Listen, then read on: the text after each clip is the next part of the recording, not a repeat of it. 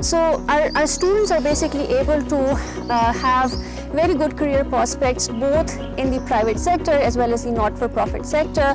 We teach skills. In fact, LUM students are outstanding in terms of their analytical skills. We teach very broad skills which can be applied to address a whole range of issues which firms, private businesses and enterprises are facing. In particular, for example, I'll give you one specific instance of a skill or a tool that we teach, which is the ability to use data. Okay, both qualitative data as well as quantitative data, and how that can be used to come at big problems, big challenges, which an individual could be facing, a private entity, organization, or business could be facing, and how to make reasoned and informed decisions about those challenges, how to address those challenges. Secondly, we have many students who are concerned about making, or who are really motivated to have a positive societal impact. Those kind of students choose to pursue a career in the not-for-profit sector, and many of our graduates have in the past, after finishing their degree, moved on to start work at policy and research organizations which are dealing with issues related to health, education, and overall general economic uplift of people in the country. Then we have quite a few students who choose to take the civil services exam after completing their degree in economics, and that basically opens up the government career pathway for them. And finally, we have quite a few students, a large fraction of them, who choose to go for graduate studies. So these may be 1 to 2 year master programs, which not necessarily in economics, but allow them to pursue more broader interdisciplinary specializations. So for example, students have gone for masters in public policy, in governance, in political economy, education, environmental sustainability, and even now fields such as data science. So all of these options are open to students. Some of these students will go on to finish their PhDs and come back to work in a university setting in academia, or to go and work for international financial institutions such as the World Bank and IMF.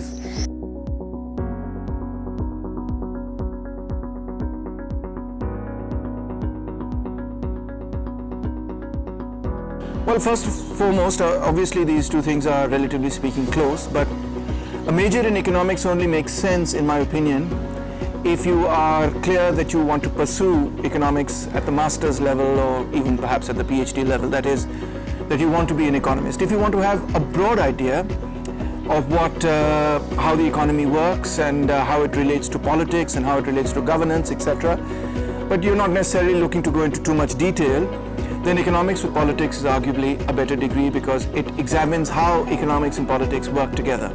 It's a more structured degree rather than doing, let's say, a major in economics and then doing a minor in political science. Moreover, the kind of skills that you develop with respect to an economics major, or that you require to do a good economics major, are different from the kind of skills that you require for econ with political science. For instance, economics is much more heavy going with respect to mathematics, and so you've got to be able to look at the quantitative side of things. You've got to, you've got to develop much more in terms of your skill and cognitive abilities with respect to quantitative data and looking at things, mathematical relations, etc. Whereas with respect to economics with political science, that tends to be much less, for the obvious reason that political science is less focused than economics on quantitative data and mathematical modeling. Although, of course, there are some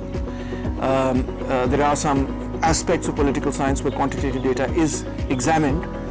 But on the whole, in political science, the kind of skills that you require are, you have to read a lot more. Your ability to comprehend text is one of the key variables in political science, and to comprehend, relatively speaking, more difficult text.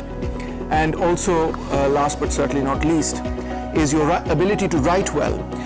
To be able to write lucidly is very, very important in political science. So in political science, which is, sort of, the reason I'm emphasizing that is that if you do economics with politics, you're basically splitting your degree 50-50. You're doing half your courses are in economics and half your courses are in political science.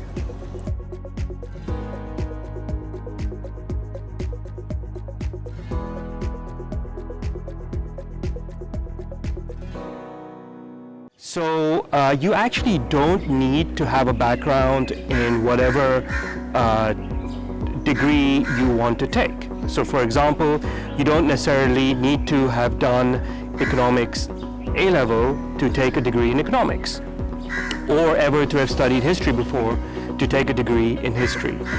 That's because our courses are designed in such a way that our introductory courses take you from a very low level and build everyone up to the same level, bring you up to speed so that by the time you get into your second and third year, you're ready to really get going into your subject.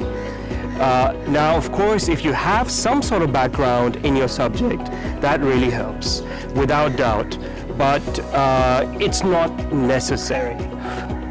Typically, we think that to do well in the degrees that we have, to do well in the mathematical degrees, you need to be good at math, have some talent for math, and to do well in the written and reading intensive degrees, you need to enjoy reading and writing English.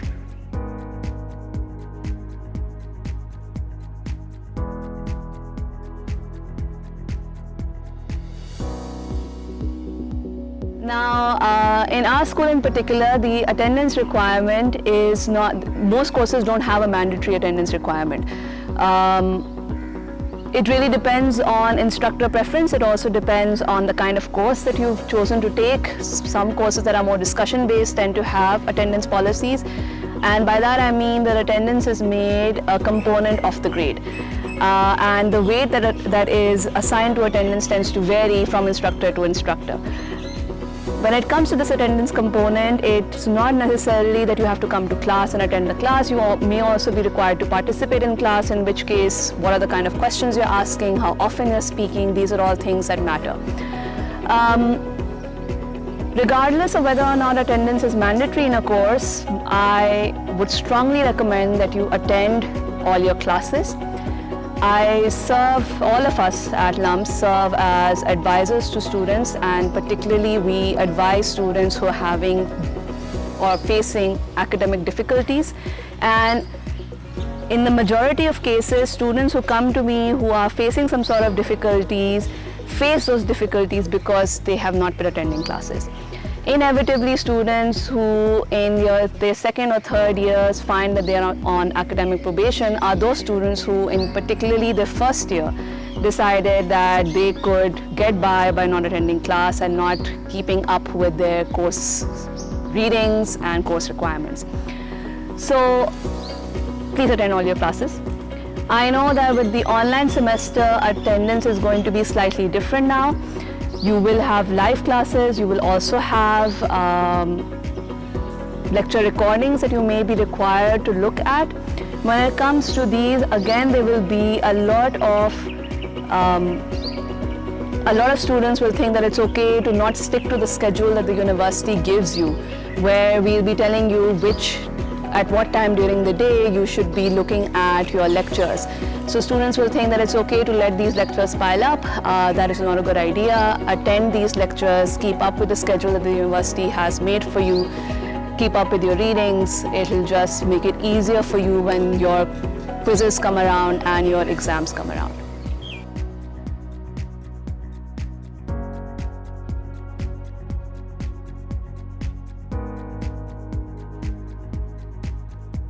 So I think, when you're transitioning from A-levels into university, suddenly everything becomes very different. So in A-levels, I know a lot of us, including myself, would say, okay, here's the last couple of months, let's cram, it'll all get done.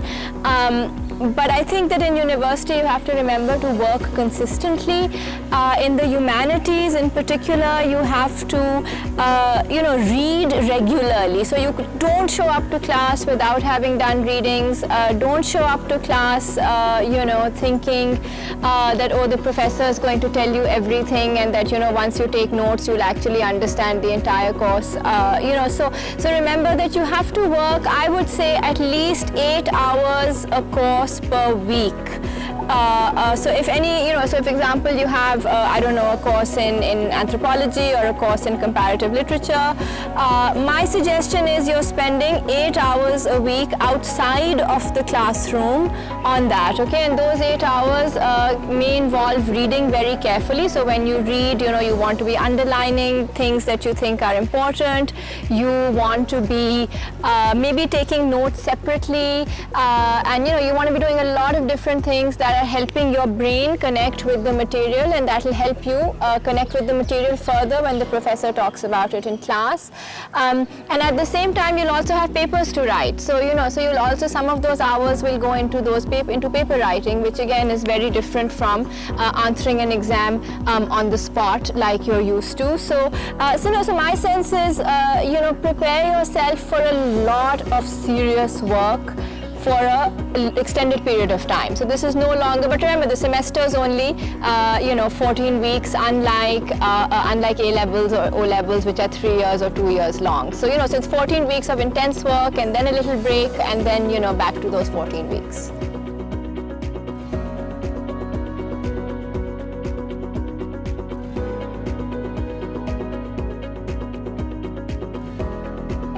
English major that we have at LUMS is one of the most innovative majors that is offered by any university in the whole of South Asia. Students who've graduated with an English major have had a variety of careers. These include advertising, these include content writing, these include students going into marketing. So what one is saying is that I think the core value that English major gives you is the ability to write, to synthesize, to analyze situations. And for as far as the corporate world is concerned, we've had students who've gone into HR, they've gone into journalism, to so many different fields, which teaching, of course, and in civil service. So it's endless list of possibilities that one can have once you've majored in English. Thank you.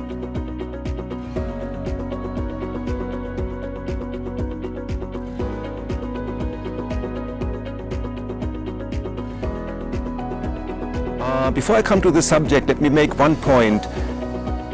Many new students seem to think that anthropology offers no chances for a professional career. You are rather lost in thin air. That's not true.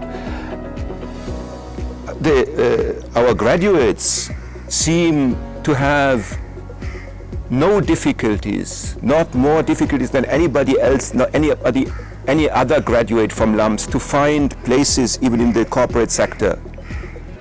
That's because education in LUMS and education in social sciences or humanities induces a creative attitude to you, which many people find very helpful in any kind of field.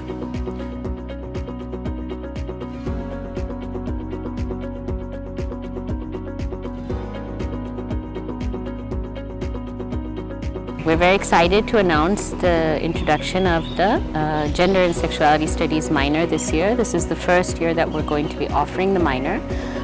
So it's a very exciting initiative that several of the faculty members have put together. The requirements for the minor are to take 2 core courses. One course is introduction, it's an introductory course to gender study called Gender and Power. And the second course is an upper level course on feminist theory. So those are the 2 required courses, and then like all of our minors, there would be 4 electives that the students have a choice of taking. The very exciting thing about the Gender and Sexuality Studies minor is that it is not just cross-disciplinary, it's also across all the 4 schools of the university. So students would have a choice of taking electives in the business school, the law school, definitely in humanities and social sciences, and hopefully in the School of Science and Engineering as well, because gender and sexuality are two things that cut across all disciplines. So we want to make sure that this is an interdisciplinary minor. The electives would be changing every year depending on what the different faculty members would want to teach, but students would have a variety of courses to choose from.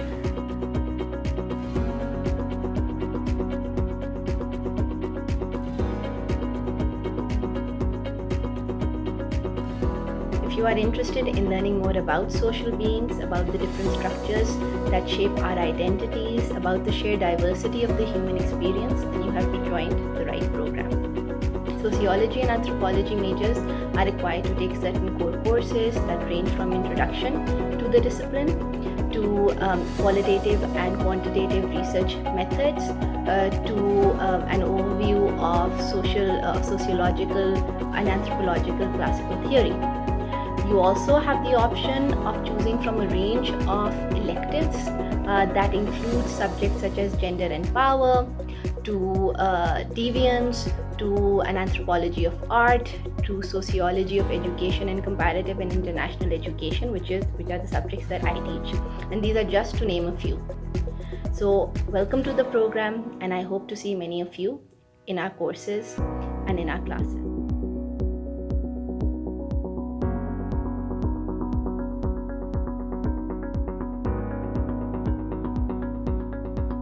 All professors and alums regularly hold office hours throughout the semester.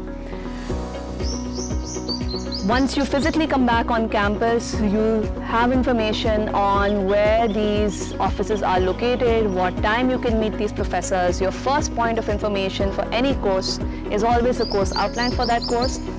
All information about the course, the instructor's office hours, the instructor's office, the instructor's email is present in the course outline that is uploaded for all our students.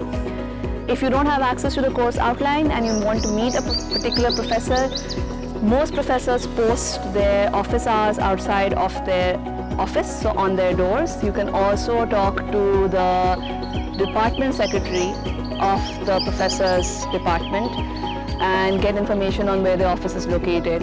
This information is also present on faculty profiles on the LUMS website. During our online semester, again, professors are making their virtual office hours available to students through their course outlines. They're also making it clear to students what is the best way to contact them, what are the best times to contact them, and all of this information will be available to the students on the course outline.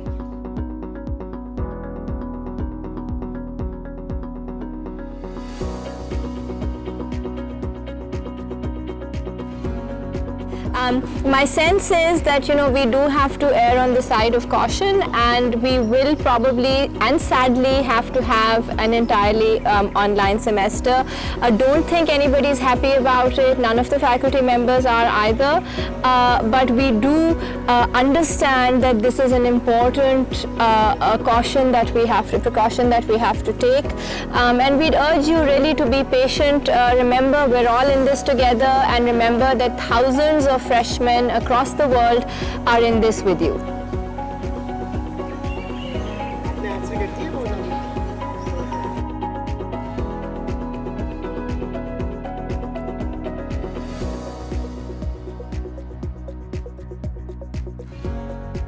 The online semester will function a lot like the classes that you've already been taking at school over the last few years. In other words, you would firstly be required to register in courses, and there will be a session that will guide you through that. Once you've registered in the courses that you want, you would then check your email where the instructor for your particular courses, for each of your courses, you'll have a different instructor. That instructor will tell you about the modality of the course. How will the course be taught? In some cases, the course will be a video that's uploaded. In other cases, you'd be sent a Zoom link. In other cases, you'd be sent a Google Classroom link. Whatever it is, you need to check your email. Your instructor for your course will inform you how the course will work. All courses have scheduled timings, so you need to make sure that you're available in those timings. You need to get your laptop or your whatever device you're using, your tablet ready 5 minutes before that time and just be ready online to join the class when it starts at its scheduled time. Make sure you attend all your classes through whatever online modality or link that's been sent to you by the instructor. Checking your email is a really, really important part of participating in the online semester. You must check your emails at least twice a day to make sure that you don't miss any important messages. All important messages from the instructor, from the university, will be communicated via email. Each course will also have a teaching assistant attached to that course. The instructor will let you know by email who your teaching instructor is for your course. You can contact the teaching assistant if you're having problems connecting to the course or having any other issues with your course. You can also, of course, approach your instructor as well. Have a great first year.